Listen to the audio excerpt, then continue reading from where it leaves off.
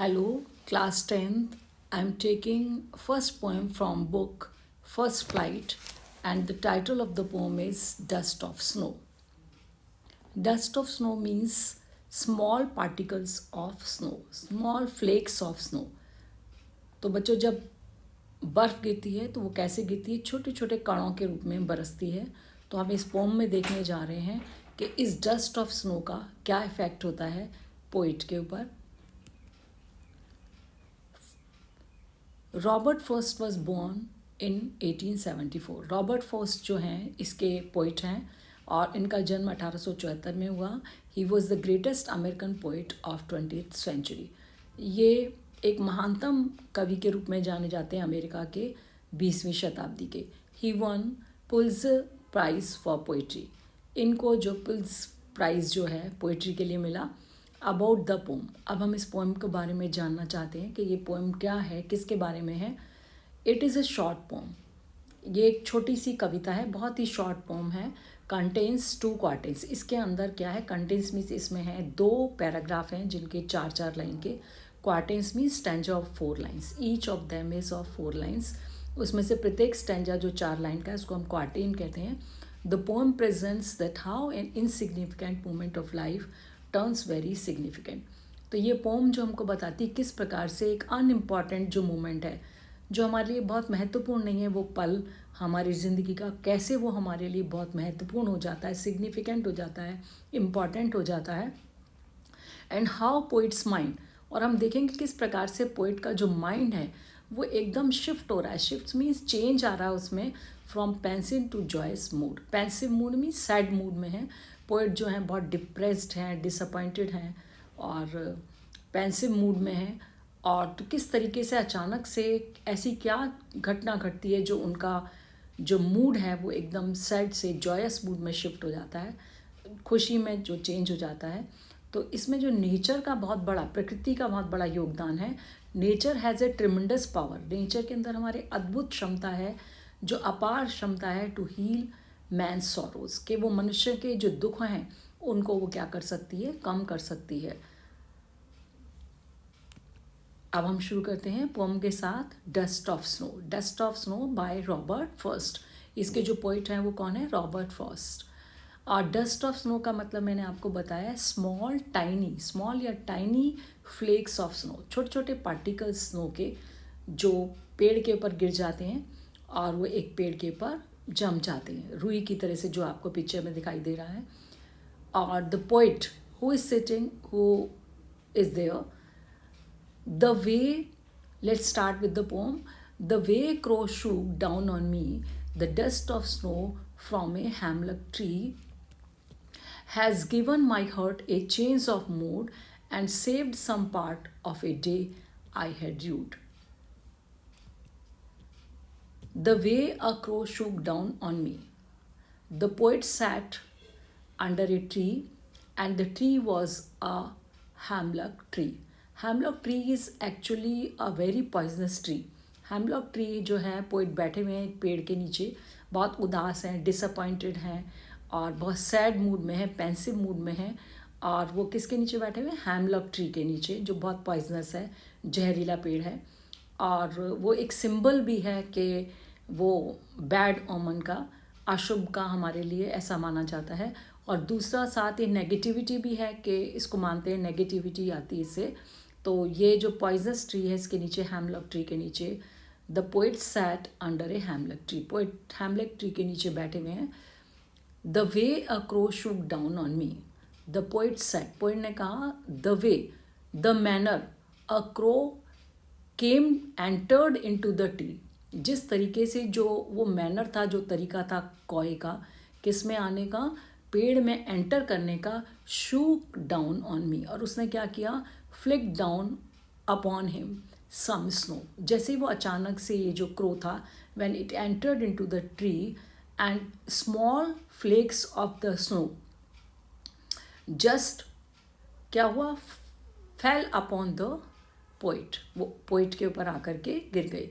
From A हैमलक tree, जो हैमलक tree के ऊपर क्या थे? जो जमे हुए थे छोटे छोटे जो पार्टिकल्स थे किसके? स्नो के। तो उसके बाद क्या हुआ? Has given my heart A change of mood. जो पोइट है उसके जो हार्ट में क्या था, has given heart A change of mood. जो उसका मूड था वो कैसा था, बहुत ही सैड मूड था, पेंसिव मूड था, बहुत डिप्रेशन में था पोइट। एंड अचानक से जैसे ये जो कॉ आया, shift of mood and saved, rescued, saved means उसको बचा लिया। किसको, पोइट को उसने बचा लिया। Some part of a day I had rued, कहता है कुछ जो पार्ट था, कुछ हिस्सा था जो इसके दिन का, आई had dude means bitter regret it undone. उसने क्या किया था, इट हैड जस्ट क्या किया था, वेस्टेड हिज डे। उसने इसका जो दिन था, आई हैड ड्यूड, जो उसने बिटर रिग्रेट में अनडन कर दिया था, उसको उसने इसे सेव कर लिया। एक्चुअल में जो पोइट हैं ये रॉबर्ट जो फर्स्ट पोइट हैं, ये उन्होंने दिखाया किस तरीके से एक सिंपल सा जो इंसिडेंट है उसने कैसे उसके मूड में चेंज कर दिया। इसमें जो पोइटिक डिवाइसेस हैं, फर्स्ट स्टैंजा राइमिंग स्कीम है इसकी ए बी सी डी। उसको मैं पोएम में आपको दिखाती हूँ।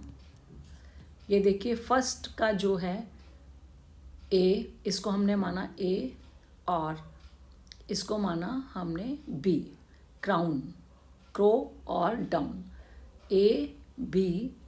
फिर उसके बाद है ये, फिर सेम साउंड है तो ये हो गया ए, और फिर ये आपका है ट्री, मी और ट्री। इस तरीके से ये जो हैं आपके हैं, इसका जो राइमिंग स्कीम है ए बी और सी डी है।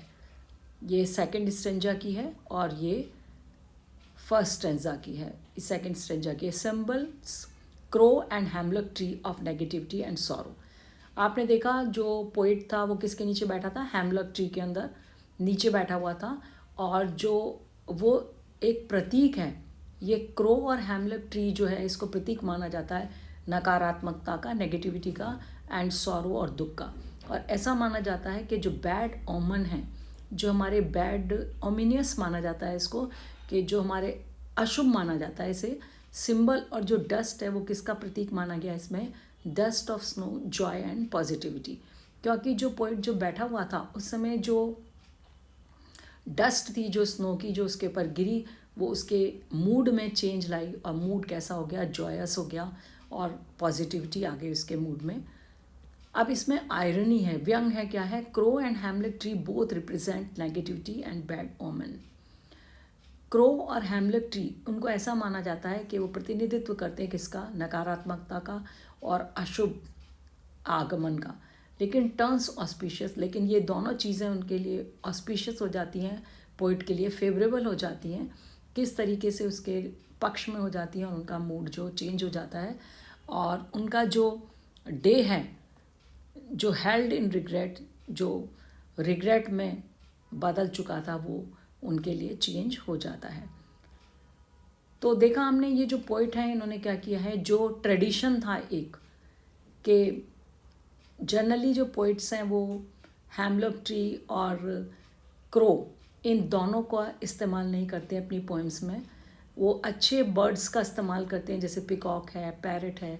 They do not use crow generally, क्योंकि ये अमनियस है, और हेमलॉक ट्री भी नहीं यूज़ करते, इसकी जगह दूसरे ट्री हैं, मैपल ट्री है, अदर पाइन ट्री है, इस तरीके के ट्री यूज़ करते हैं। तो पोइट ने इसमें ट्रेडिशन से हट करके जो एक परंपरा है उसको तोड़ा है, और उन्होंने बताया कि that nature has a tremendous power. Nature के अंदर हमारी इतनी अद्भुत शक्ति है कि वो हम उसके जब संपर्क में आते हैं तो हमारा जो डिप्रेशन है, हमारा जो डिसअपॉइंटमेंट है, वो किस में चेंज हो जाता है, हमारे जॉयस मूड में हमको खुशी प्रदान करता है।